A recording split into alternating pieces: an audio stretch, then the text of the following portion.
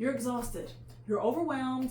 The kids don't pick up anything. They keep throwing their trash on the floor when you tell them not to. Your spouse has no idea where anything is or how to find anything or where things are. And you're at your point where you're thinking, if someone asks me where the peanut butter is one more time, I swear to God. And the problem isn't necessarily you. There's a lot of things happening. You're using to-do lists, you're using calendars, you have a thing that you think is working and for some reason no one's following it, right? No one's following it. The problem is not the tools. It's that the system either does not exist or it's not being implemented cohesively, correctly, with the right people, with the intention. That's where the problem lies. You're the type of person that enjoys organization and planning and you like for things to be just so. But not everyone else in your household is like that. It might be just you, maybe one other person every once in a while, right? So you get to this point where all you want to do is scroll videos on Pinterest or scroll pictures on Pinterest and you look at these beautiful homes at nighttime and they're so organized and they're so clean and you're like, oh, how did that happen? Or you see that people are just happy, right? They're playing soccer games, the family's out there, everyone's rooting for each other, like, go Johnny, yeah, right? They're doing all that stuff and you're like, wow, this is really nice. All the things about your household is the complete opposite on Pinterest. Maybe you're feeling lonely and anxious and you want to climb out of your skin with overwhelm.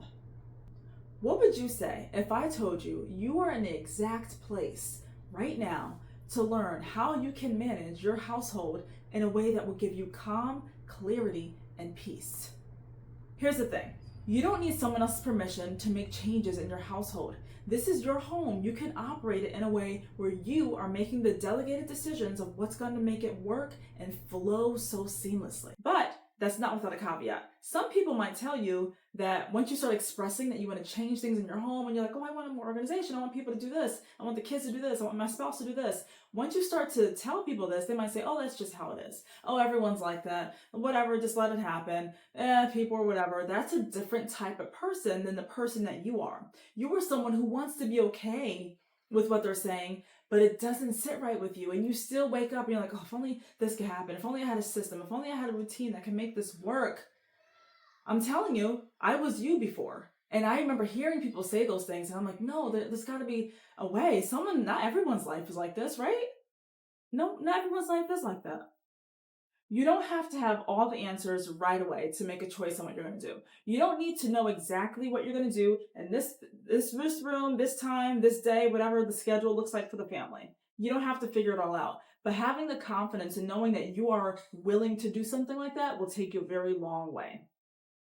When I decided that I wanted to run my household like the CEO of a business would run their business, their employees, I started to see a difference. And I didn't take advice from other people sometimes. Sometimes people would have some good advice. And other times people would say, oh, it's too restricting for your kids. Your kids should learn, they should hang out. They should be playing video games for X amount of hours or just let them do what they want to do all the time. My kids are 8 and 11 years old. And I've been trying to implement these systems for a long time. Some of them are sticking. Some of them are still working out. Some of them have those little changes that we're going to have to make along the way. But that's part of creating a system, is going through trials of seeing if it works. You're testing it out. You're tweaking it. You're changing it. And you're going back, revisiting it. That's just part of creating a system. Now, those people that were giving me the advice and saying, oh, just let your kids do whatever. They're just kids.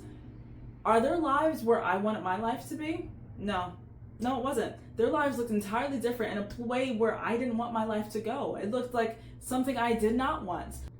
Why would I take advice in that area that they were giving if my idea for what I wanted for my life in that area did not match theirs? You take advice from the people who you aspire to have something similar to theirs. That's what I've always adopted, that mindset, and it's made a huge difference. So you may ask yourself, so Cynthia, how does your system actually work? And with kids, how do you do that? And the truth is, I don't do it all by myself. I can't. We manage it all as a teamwork effort in our household. When one person falls off, it is reflected in the other part of the household. When one person picks up more, it's reflected on the other side. It's like a balancing act. We have to balance the home, the cohesiveness of the home. The thing is, my kids are held accountable for their They're held accountable for their things that they do well and things that they don't do well. They have consequences and rewards for everything that happens.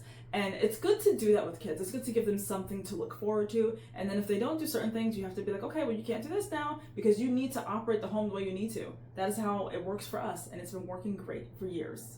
The way I see it, everyone has a role that is imperative to the cohesiveness of the home.